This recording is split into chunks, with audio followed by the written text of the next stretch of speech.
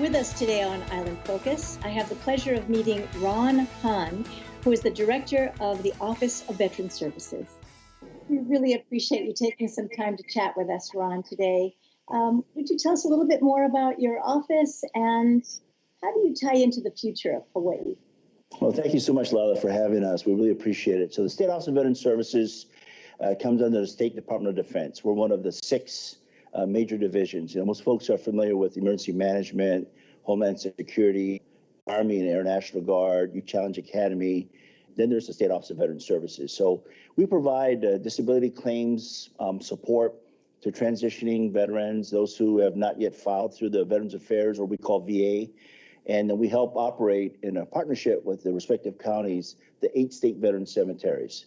So it's kind of like a cradle to grave. When folks leave the service, they join us. We help them find nexuses for their disability claims, and then all the way until the end of life.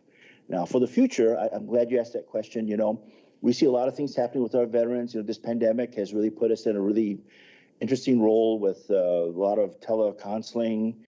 Honestly speaking, this is probably going to be one of our banner years. We're able to actually do this outreach virtually.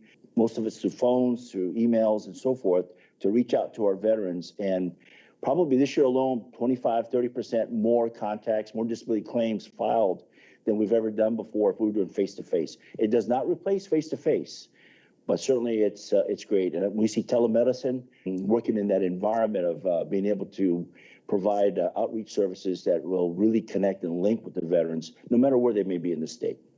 So when you say a banner year, it's about providing services. And I get that services have not only increased, so that means the veterans are finding you, but that your outreach also involves the community. That's a great point you bring up. You know, there's purportedly about 117,000 veterans in the state of Hawaii. Purportedly, we also have about 1.3 million residents that live in Hawaii. We got fact checked by a prominent media source. And 1 out of every 10 resident is a veteran. And so we see the need to be able to connect more veterans with the services that provide. Now, overall, out of that 117, there's probably about 46 or 47,000 veterans that are actually getting a VA or Veterans Affairs connected service support or treatment. We really want to get that number up a lot higher. You know, if the veterans are willing and they're willing to work with us and other veteran service organizations that provide this type of service, there's probably no better time right now. You know, a lot of things that happened 10 years ago have completely changed today. And there are new rules of engagement. There are new presumptive ailments that are being recognized. And just so much focus on our veterans who've done so much and sacrificed so much for our nation. Well, and especially you talk about the issues like housing. Homeless program from 2015 to current, when they did the point-in-time counts, just for veteran-centric issues, have decreased for about 25%, you know, and that says a lot. And majority of that 25%, I think 356 is the number now we're tracking for homeless veterans. 60% of those are sheltered.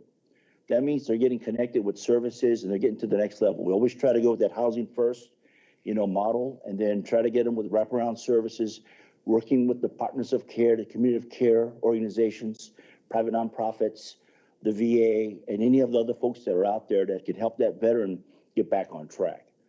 And when we speak about veterans, or we refer to veterans, they are people who grew up here, who live here. Are other veterans also coming from the continent? Here's an interesting thing to note. When I mentioned that 118,000 veterans, does not include the active duty military members that are here. And all those active duty military members that are going to be future veterans, as well as the 6,000 Guard and Reserve members, who are also with their deployment history to combat and other activities, are also deemed veterans. So we do see a lot more activity, a lot more opportunities and potential for us to do outreach and to do sessions like these and other things to bring more veterans to find out what their requirements are. And it's always invariably the case that one veteran will always say to another, you know, take care of that other veteran. They need it more than I do. Well, there's enough for every veteran, you know, if they just give them the opportunity. And there's no two veterans alike.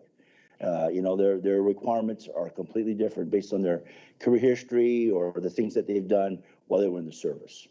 And as we wrap up our conversation for today, when we talk about needs, it's educational as well as medical, as well as Yes. health.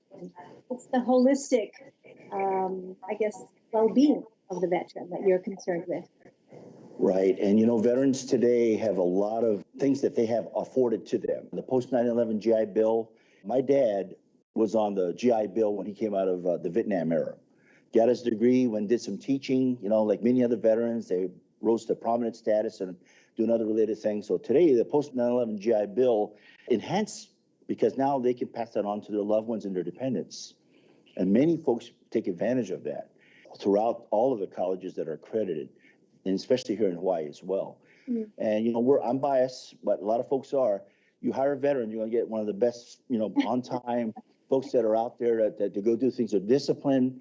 They want to do well. They're just ingrained to be able to provide that kind of outlook on things. And so you can't go wrong with a veteran who really wants to get out there and do some work.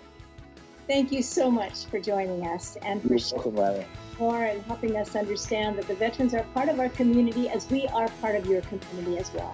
Well, thank you so much for having us, Lila, and we really appreciate what you're doing to support our veterans and their family members. You've just heard from Ron Hahn, who is the Director of the Office of Veteran Services.